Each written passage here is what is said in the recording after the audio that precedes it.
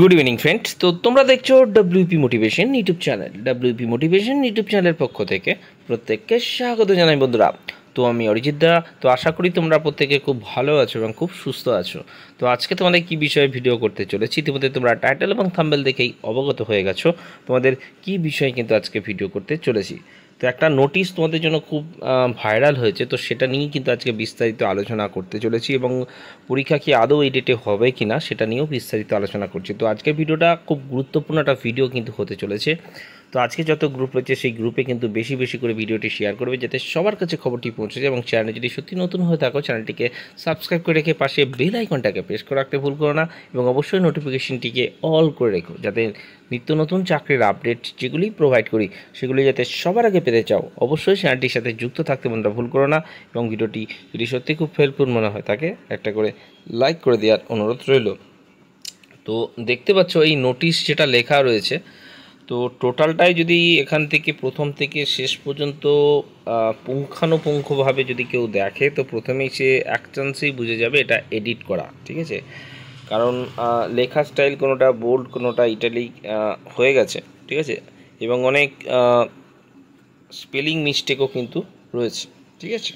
তো যেমনটা বলা হয়েছে এখানে, তাছাড়াও সেকেন্ড যে ম্যাটারটা তোমাদের মধ্যে রয়েছে এখানটাই, তো এই যে 31 আগস্ট, ঠিক আছে, 31 আগস্ট যে ডেটটা রয়েছে, দেখো 3 এবং 1-এর মাঝে যে একটা গ্যাপ রয়েছে, ঠিক আছে। এরকম কোনোভাবে গ্যাপ থাকে না কোনো এক্সাম ডেটের ক্ষেত্রে।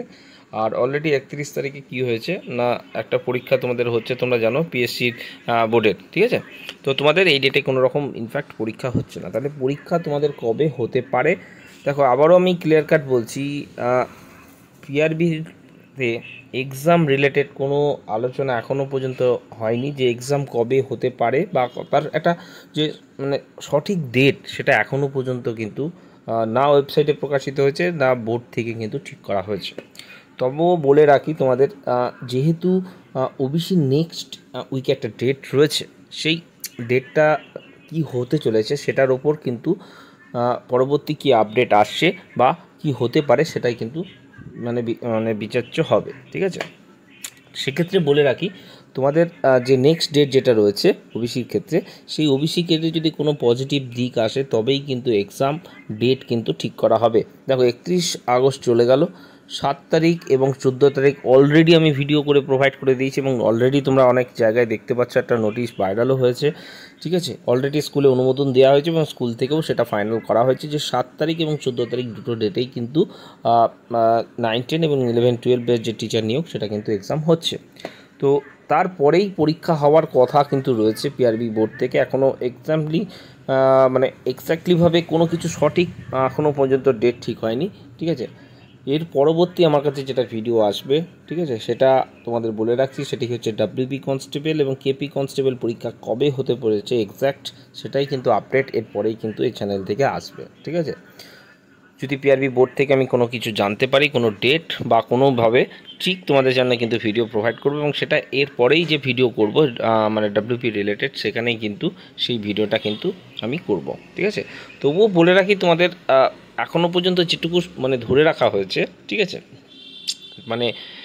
মানে পুজোর মধ্যেই পরীক্ষাটা নেওয়ার চিন্তাভাবনা কিন্তু সেরে রাখছি, যদিভাবে কোনোভাবে সম্ভব হয় তো সেই ডেটটা তোমরা ধরে রাখতে পারো, ঠিক আছে।